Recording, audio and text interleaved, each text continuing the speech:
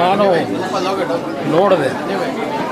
ಈಗ ಯಾವುದೋ ಮನೆಯವರು ಮನೆ ಮುಂದ್ಗಡೆ ಕಸ ಎಸೆದ್ರು ಅಂತ ಹೇಳಿ ಮತ್ತೆ ಬೀದಿಲಿರ್ತಕ್ಕಂಥ ಎಲ್ಲ ಕಸ ತುಂಬಿಸ್ಕೊಂಡು ಆ ಮನೆಗಳ ಮುಂದೆ ಹಾಕಿದ್ರೆ ಅರ್ಥ ಇದೆ.